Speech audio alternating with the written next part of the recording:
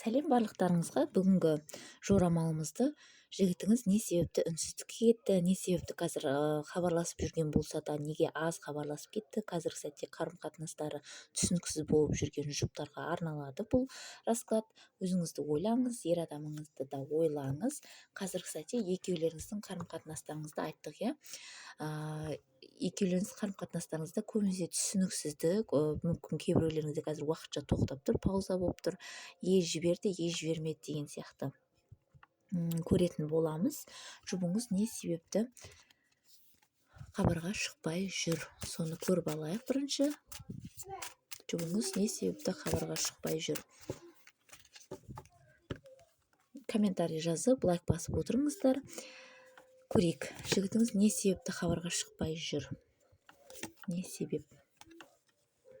Қазір жұбыңыз жол жүріп жатқан болуы да мүмкін, жол мәселесіне байланысты бір кедергілер болып жатқан болуы мүмкін, интернет желісі ұстамайтын жерлерде, телефон ұстамайтын жерлерде жүруі мүмкін. Көбінесе енді бұл общий расклад болғандықтан жеке қаласыңыздар болады, жеке WhatsApp-қа шықсаңыздар. Бір жағынан бұл жерде бұл ер адам алдағы уақытқа бір жоспар құрып жатыр. Ұзақ болашаққа емес, бір алдағы уақытта, яғни жылға жетпейтін бір жоспарын құрып жатыр деп көрсетіп тұр. Өзінің бір арманы бар болып тұр бұл жерде. Бұл ер адамның қазір сол жолда деп көрсетіліп тұр. Яғни арманына жетуге жолда. Себебін көрейік. Себебі бұл жерде бұл ер адам қазіргі сәтте ойлап тұр. Мен қазір жаңағыдай барлығына жұмсақ болып кеттім, барлығының айтқанын істеп, яғни басқалардың қалауын жасаймын, менің қалауымды қазір ешкім жасап жатқан жоқ, мен өз қалауымды жасауға әрекет етуім керек деген сияқты. Өмірге уже бір көзқараспен тіке қарай бастағандығы көрсетіліп тұр бұл жерде ер адам. Немесе көлік алуға бір қаржы жинап жатқан болуы мүмкін, көлік алудың жолын іздестіріп жатқан болуы мүмкін. Яғни бұл жерде бұл ер адамның алдында қойған бір мақсаты бар, соған жету үшін әрекет жасап жатыр. Қазір жаңағыдай көңілжектеніп барлық адамдардың айтқанын істеп жүгіріп жүрген жоқ, тек қана өзін ойлау деген сияқты нәрсені қазір қолға алып тұр. Қазір король мечей болып тұр, король кубковыйдан король мечейге ауысып тұр. Яғни сезімтал, ақкөңіл ер адамның орнына енді қатал, ереже қойғыш, сондай ер адамға айналып бара жатқандығы көрсетіліп тұр. Яғни ережемен жүру, дұрыс емес нәрсені жасамау, тек дұрыс нәрсені жасау керек деген сияқты ойларда жүр. Не себеп? Сізге аз хабарға шығып жүрген себебі, айтып отырмын ғой, бұл жерде болашақты ойлап тұр. Яғни гүлдердің мына картада көріп тұрсаңыздар, бүршік атқанын көріп тұр, яғни осының ашылғанын күтіп тұр. Бұл жерде бұл ер адам бір үлкен өмірінде өзгеріс жасайын деп тұр, деп көрсетіліп тұр. Яғни соған жетудің жолында қазір әрекетін жасап жатыр. Жұмыс жасау картасы көрсетіліп тұр бұл жерде.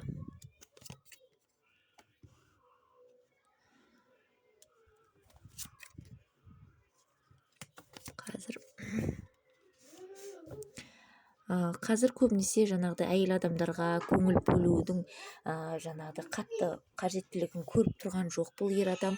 Уақыт өте келе мені ұнатқан адам өзі әрекетін жасайды деген сияқты. Яғни менің адамым менен ешқайда кетпейді деген сияқты ойларды ойлап тұр да. Яғни махаббат мәселесі жағын екінші орынға ысырып тұр қазіргі сәтте.